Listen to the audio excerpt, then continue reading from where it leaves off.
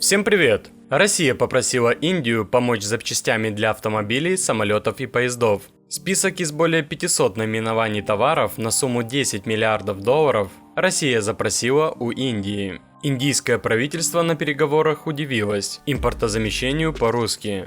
Но перед тем, как рассказать все подробности, прошу вас подписаться на канал и поставить лайк прямо сейчас. За это в конце с меня не смешной анекдот. Уже сейчас некоторые нормальные дилеры в России, чтобы иметь хоть какие-то продажи, распродают остатки автомобилей по адекватным ценам. Их немного, но они есть. Посмотреть все горячие предложения вы можете, перейдя по ссылке в описании. Выберите на сайте Автоспот в поиске интересующий вас автомобиль, и вы увидите самые выгодные цены в России на данный момент. Помните, Автоспот поможет сэкономить вам деньги. Ссылку на автомобили с адекватной ценой я оставил в описании. Пользуйтесь. В индийском правительстве назвали российский запрос необычным по своему масштабу и добавили: через поставки по этому заказу Индия сможет сократить растущий дефицит торгового баланса с Россией. Но некоторые компании опасаются санкционного давления от Запада и связанных с ним штрафов.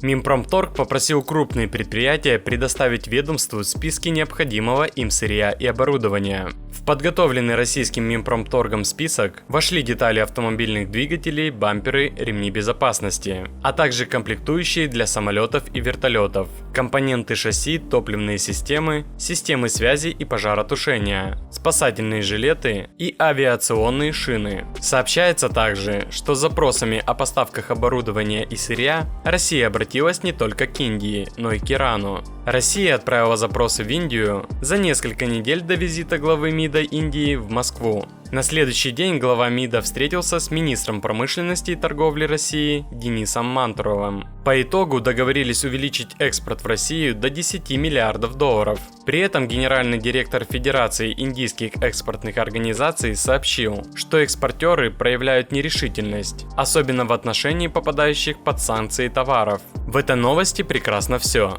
У страны, которой СССР строил промышленность и энергетику, мы пытаемся закупать запчасти к западной технике, так как сами скатились за 30 лет непрерывных реформ до страны третьего мира, которая сама ничего высокотехнологичного произвести не может. То есть о том, чтобы попытаться наладить собственное производство, речи даже не идет. Лучше бы они в Индии и Китае станки заказали для производства необходимого. Я уж молчу про собственное станкостроение. В данном случае схема привычная: заказал, попилил, отчитался. Ну и обещанная мною шутка юмора. В отличие от иностранных бракоделов, АвтоВАЗ еще ни разу не отзывал своих автомобилей.